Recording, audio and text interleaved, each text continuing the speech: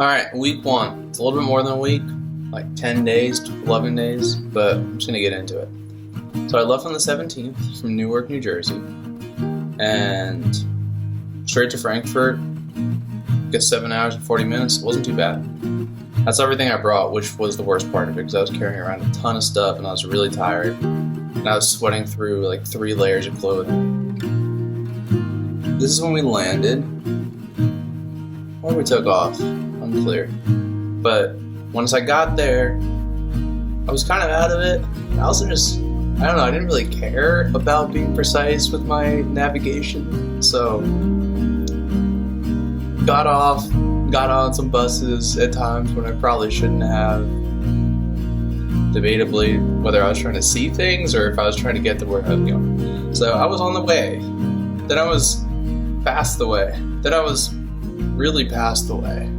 And I had to circle back around. I didn't get there until about 9 p.m. As you can see from my airplane ticket. I got in at 9 a.m. So maybe like a 2 or 3 hour travel day and a 12-hour day. So I don't know what that says about me, but I actually had fun.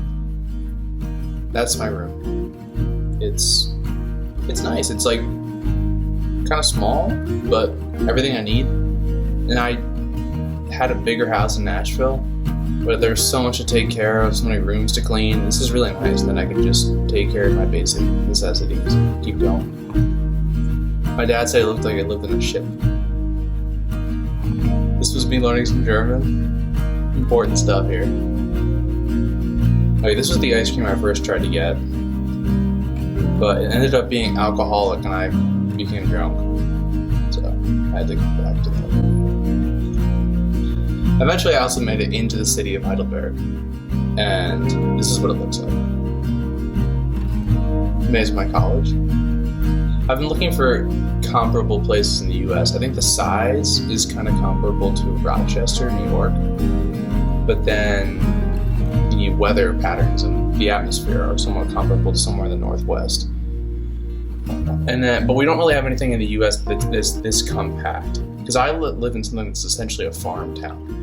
And then it's likely a 20-minute drive to the center of Heidelberg. And then the big thing I was working on is that I started teaching saxophone lessons, and then the guy who I'm taking over for, he invited me to come play saxophone with him on a jazz gig on Saturday.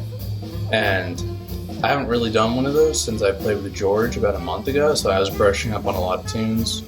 Trio does give you a lot of freedom, and I was kind of just figuring out how I wanted to interact with it, but I think that it went pretty well. So the concert I was playing was a part of this fall festival in Heidelberg, where people from all over, someone told me 100,000 people came to the city. And as you can see, it's very packed. There's these guys waving flags. There's a whole medieval section where people are dressed in like Renaissance stuff, but it was even more like primal than that.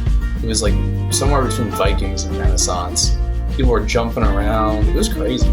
There was everything you could think of. I saw an indie band too. That was really fun because they were kind of doing like a Strokes or like 1975 type thing, but it was in German. It was funny just to see that. Everyone was having a good time. And I succeeded in buying non-alcoholic ice cream, and I ate most of this liter of ice cream in one sitting, and it felt amazing.